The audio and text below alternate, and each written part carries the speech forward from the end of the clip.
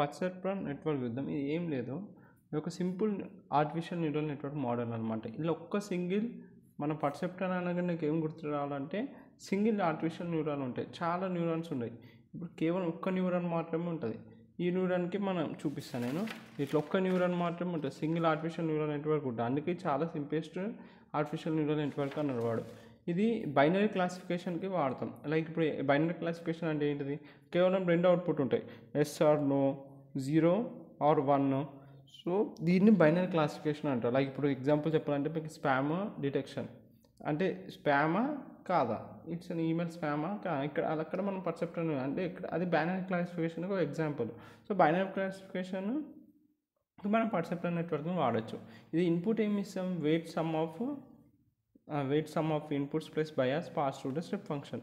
అంటే నేను చెప్పాలంటే మనకి ఇచ్చిన ఈ పర్సెప్ట్రాన్ డయాగ్రామ్ అనమాట. ఏంటిది ఉందో పర్సెప్ట్రాన్ న్యూరాన్ 1957లో కనిపెట్టాడు. సో దీన్ని ఎట్లుంటుంది అంటే సేమ్ మీకు అన్నిటికీ తెలిసిన ఫార్ములానే నేను ఇక్కడ రాస్తాను.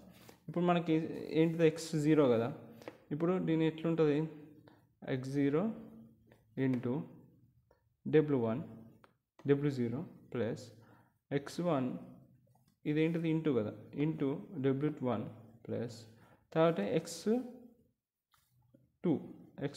ఇంటూ w2 ప్లస్ ఇక్కడ మనం బయాస్ ఇస్తాం కదా అవుట్పుట్ కాడ, సో ప్లస్ బయాస్. ఇలా ఉంటుంది అన్నమాట మన ఫార్ములా దీనిది.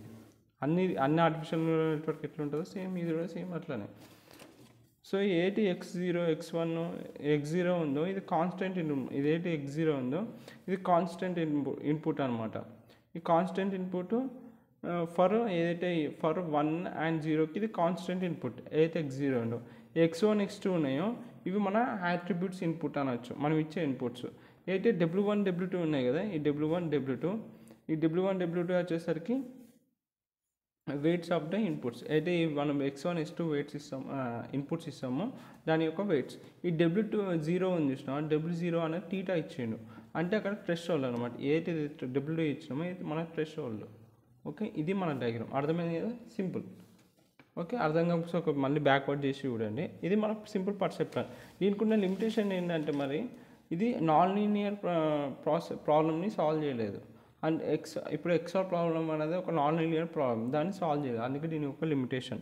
సో ఈ నాన్ లీనియర్ ప్రాబ్లమ్ సాల్వ్ చేయలేము కాబట్టి సింగిల్ పర్సెప్ట్రాన్తో, అందుకే అది ఏం వచ్చిందంటే మల్టీలేయర్ పర్సెప్ట్రాన్ అందుకే వచ్చింది. ఆ నాన్ లీనియర్ ప్రాబ్లమ్ సాల్వ్ చేయలేకపోతున్నాం కాబట్టి మల్టీలేయర్ పర్సెప్ట్రాన్ అందుకే వచ్చింది. Led to the development of దీన్ని నాన్ లీనియర్ ప్రాబ్లమ్స్ని సాల్వ్ చేయలేం కాబట్టి అందుకే మల్టీలేయర్ నెట్వర్క్ అనేది డెవలప్ అయింది పర్సెప్ట్రాన్. దాన్ని మల్టీలేయర్ పర్సెప్ట్రాన్ అంటారు. Multilayer perceptron are network used to overcome the linear repeatability of the perceptron. చెప్పినా కదా, ఆ ప్రాబ్లమ్ సాల్వ్ చేయడానికి మల్టీలేయర్ పర్సెప్ట్రాన్ కనిపెట్టాను. ఇక్కడ ఏం లేదు, ఇక్కడ ఇన్పుట్స్ ఉంటాయి, బయాస్, మళ్ళీ ఇన్పుట్స్ అయితే ఈ మిడిల్ పార్ట్ అంటే ఒక్క లేయర్ కంటే చాలా లేయర్స్ ఉంటాయి. ఆ చాలా లేయర్స్ని మిడిల్ చాలా లేయర్స్ ఉంటాయి అనమాట. ఆ లేయర్స్ని హిడెన్ లేయర్స్ అంటారు. సో ఇక్కడ మన బయాస్ సేమ్ అన్నింటిలో అన్ని న్యూరల్ నెట్వర్క్స్లో ఇక ఇన్పుట్, దాని లోపల వెయిట్స్, ఎండ్ బయాస్. సో కానీ ఇక్కడ ఏముంటుంది అంటే పర్సెప్ట్రాన్కి మల్టీలేయర్ పర్సెప్ట్రాన్కి ఏంటంటే మల్టీలేయర్లో చాలా నెంబర్ ఆఫ్ లేయర్స్ ఉంటాయి, మిడిల్లో మల్టిపుల్ లేయర్స్ ఉంటాయి. ఆ మల్టిపుల్ లేయర్స్ని హిడెన్ లేయర్స్ అంటారు. ఇది మన ఇన్పుట్ లేయర్, ఇది మన అవుట్పుట్ లేయర్. ఇవి మన అవుట్పుట్స్, ఇవి మన ఇన్పుట్స్. ఓకే, ఇది ఎందుకని పెట్టాను, అక్కడ ఏంటి నాన్ లీనియర్ ప్రాబ్లమ్ సాల్వ్ చేయలేకపోతున్నాం కాబట్టి మల్టీలేయర్ పర్సెప్ట్రాన్ కనిపెట్టాను. సో మన ఏం టైప్స్ ఆఫ్ డేటా ఇన్వాల్వ్ అవుతాయి మన పర్సెప్ట్రాన్లో అంటే ట్రైనింగ్ డేటా ఉంటుంది, టెస్టింగ్ డేటా ఉంటుంది, వ్యాలిడేషన్. ట్రైనింగ్ డేటా కేవలం 80% ఉంటుంది. ఈ 80%తోని మన ఏది ఆర్టిఫిషియల్ న్యూరల్ నెట్వర్క్ ఉందో దాన్ని ట్రైన్ చేస్తారు.